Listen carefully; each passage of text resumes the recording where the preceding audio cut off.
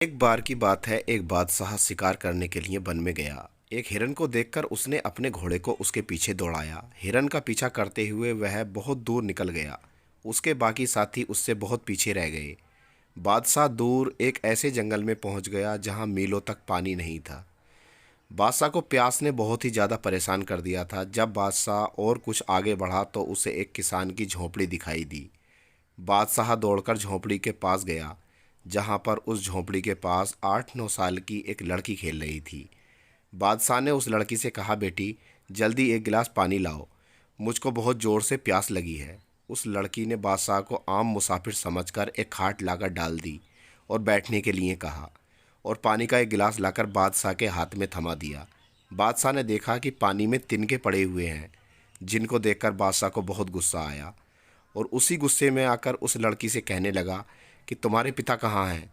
लड़की ने जवाब दिया, मिट्टी को मिट्टी में मिलाने गए हैं। बादशाह को लड़की की बात समझ में नहीं आई।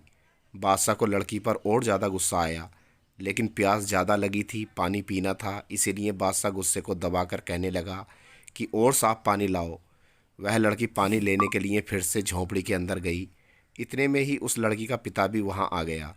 उसने तुरंत बादशाह को पहचान लिया और उसने बादशाह को अदाब किया और कहने लगा कि हुजूर, आप एक गरीब की झोंपड़ी में कैसे तशरीफ़ लाए। बादशाह कहने लगा कि मैं शिकार के लिए वन में आया था, अपने साथियों से बिछड़कर दूर आ गया हूँ। मुझे बहुत ज़ोर की प्यास लगी थी। यहाँ तुम्हारी लड़की से मैंने पानी मांगा, तब तुम्हारी लड़की पानी में तिनके डालकर ले आई। जब मैंने तुम्हारे बारे में पूछा तो उसने कहा कि मिट्टी को मिट्टी में मिलाने गए हैं। लड़की का पिता कहने लगा, हुजूर, लड़की ने ठीक ही जवाब दिया है। मेरे एक रिश्तेदार के बच्चे की मौत हो गई थी, हम उसके शरीर को मिट्टी में दफनाने गए थे। इतने में वो लड़की भी पानी का गिलास लेकर आ गई। किसान ने पूछा, बेटी तुमने बादशाह को अच्छा पानी क्यों नहीं दिया।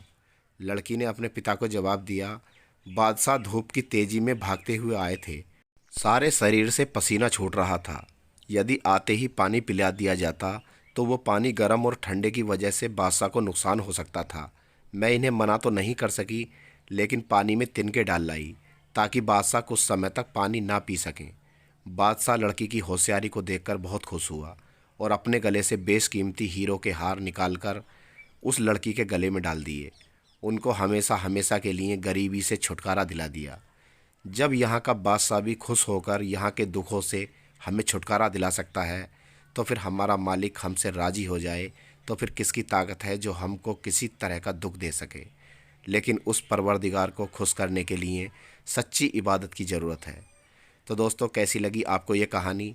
अगर कहानी पसंद आई हो तो प्लीज़ लाइक और सब्सक्राइब करना ना भूलें। शुक्रिया।